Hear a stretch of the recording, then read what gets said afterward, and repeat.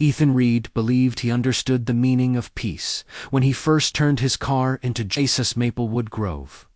The entrance sign stood tall, with polished brass letters that gleamed in the afternoon sun, almost too perfect, like something placed to impress rather than welcome. Tall oak trees lined the street in uniform symmetry, trimmed with architectural precision. Every lawn looked freshly cut to the same exact length, every mailbox shining identically, every house painted in shades, approved by someone who must have controlled the community palette, like a king choosing colors for his castle. Ethan parked in front of House 19, his new home, feeling a mixture of excitement and curiosity. The real estate agent had praised Maplewood endlessly quiet, well-managed, the kind of place where nothing unexpected ever happened. Ethan liked the sound of that. After years of noisy neighborhoods and unpredictable landlords, he craved stability, but he had no idea that Maplewood's silence was not peaceful. It was deliberate. The first sign came within hours of his arrival. He was still carrying boxes inside when he noticed an envelope tucked under his doormat. It was crisp, white, and stamped with the Maplewood HOA emblem, a perfect little maple leaf, encircled by the phrase, order, harmony, community. It sounded comforting, but as Ethan tore open the envelope, his comfort evaporated. Welcome notice. The top line read, followed immediately by violation number 001. Unapproved entry rug. Please replace within 12 hours to maintain visual uniformity. Ethan blinked at the letter, then at his doormat. It was just a normal rug, brown, textured, simple. He couldn't see anything wrong with it. Maybe this was a mistake, or maybe the HOA was just a bit stricter than he expected. He shrugged, telling himself it wasn't a big deal. At least the neighbors seemed friendlier, so he hoped. The next morning, he stepped outside to find a tall man standing on the sidewalk.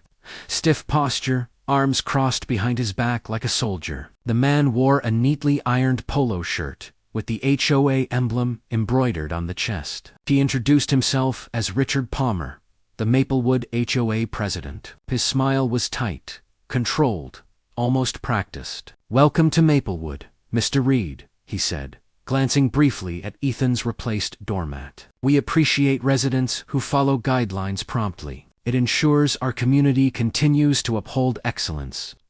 Ethan forced a smile back. "Sure, just took a quick trip to the store." Richard nodded slowly, his eyes scanning Ethan's porch like a radar. "Good. We like order here." He paused, then added, "If you ever have questions about the rules, the board is happy to guide you. We prefer no surprises." His tone didn't sound like a preference, more like a warning delivered with a polite wrapper. Before Ethan could respond, Richard walked away with the same rigid posture, his footsteps too silent for a man his size. In the following days, Ethan grew accustomed to Maplewood's peculiar atmosphere. It was quieterly quiet. No kids playing outside, no dogs barking, no music from any house. Everyone seemed to move carefully, speak softly, behave as if someone was always watching. And perhaps someone was, because Ethan noticed the same 3 HOA board members walking the streets every night, each holding a small tablet, tapping notes as they surveyed lawns and porches with surgical precision. The first few nights, he assumed it was ordinary community monitoring, but then came the second letter, and the third, and the fourth. Violation number 004. Curtains not aligned with approved street-side symmetry. Violation. Ash 005. Trash bin placed 2 inches outside designated boundary. Violation number 006. Porch. Light intensity at 11% above standard.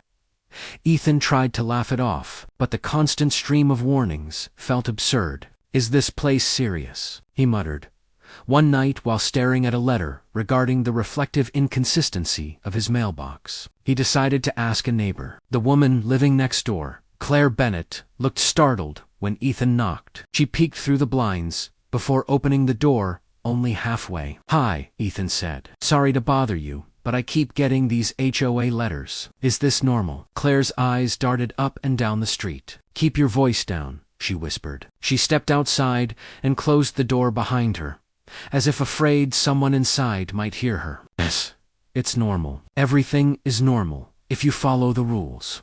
Ethan frowned. But they seem extreme. Claire swallowed hard. The rules keep Maplewood perfect. And perfection is expected. Please, don't question it. People who question things here don't stay long. Ethan tried to press her for details, but she quickly excused herself and hurried back inside. He watched her lock the door immediately. Later that night, Ethan stood at his upstairs window, looking out at the street. It was nearly midnight, yet the street lamps glowed at full brightness, illuminating every inch of pavement. Then he saw them, Richard, and two other board members, walking slowly, stopping at certain houses, studying porches, writing notes. Their faces had no expression. Their movements were synchronized. And then something strange happened. Near the community clubhouse, Ethan noticed a small brick building with a single steel door near its side, partly hidden by bushes. The door had a painted number 47. Ethan had never noticed door 47 before. It looked like it led to some storage room or maintenance closet. But something about it felt wrong. It seemed out of place in a neighborhood obsessed with symmetry. He found himself unable to look away from it. Was this where the nightly inspections were coordinated? Was it where the surveillance reports went? Or was it something else entirely? Just as Ethan was wondering, Richard paused near door 47, typed a code on a small keypad, and disappeared inside. The door closed silently. Behind him, Ethan didn't sleep much that night. Over the next week, his curiosity grew. The more he tried to ignore Maplewood's oddities, the more they revealed themselves. When he installed a small wind chime on his porch, thinking it would add charm, he received a warning within 20 minutes. When he parked his car slightly angled instead of perfectly centered in the driveway, another warning appeared. When he left his bedroom window open for air, he received a notice stating, "Windows must remain fully closed between 8 p.m. and 7 a.m., except on designated ventilation evenings." Designated ventilation evenings was breathing regulated here. One afternoon, while trying to fix a porch bulb to match the HOA-approved intensity, Ethan overheard a tense conversation between two residents walking their dogs. Except they weren't really walking. The dogs moved silently, almost mechanically, as if trained to behave with absolute stillness. The residents whispered anxiously, "Did you hear? They took Marcus in last night." "Why?" "Unauthorized garage shelving." "Oh no. I told him the rules. They said he'll be reviewed." Reviewed, taken in. The words chilled Ethan. He decided to investigate. Curiosity sparked into something stronger, unease, maybe even fear. He waited until past midnight, when the board members finished their patrol, when the street fell into its unnatural silence. Ethan put on a dark hoodie and headed toward the clubhouse. Door 47 gleamed faintly under a street lamp, like an eye partially open. He approached cautiously, his heart pounding hard enough to echo in his ears. The keypad beside the door blinked softly. He pressed a few keys at random, but nothing happened. As he turned to leave, his foot nudged something on the ground, a small access card, half buried in leaves. Someone must have dropped it. Ethan hesitated, then picked it up and scanned it. The keypad glowed green. Door 47 clicked open. Inside, the air felt colder, heavier, as if recycled too many times. The hallway was narrow and dimly lit, with smooth concrete walls that absorbed sound. At the end of the corridor, a single room glowed blue. Ethan stepped inside. What he found made his stomach drop. A row of monitors filled the wall, dozens, maybe more, showing live footage of Maplewood homes. Not just exteriors, interiors, living rooms, kitchens, bedrooms. He saw Claire eating dinner alone. He saw the couple across the street folding laundry. He saw a man brushing his teeth. Ethan stared at the screens in disbelief. Every house was under constant surveillance. The HOA wasn't enforcing rules. They were controlling lives. But one screen drew his eye more than the rest. It showed a small room similar to the clubhouse meeting hall, except darker. In the center sat a man tied to a chair, his head hanging. The caption, "Resident Review, Marcus." Ethan stumbled backward, horrified.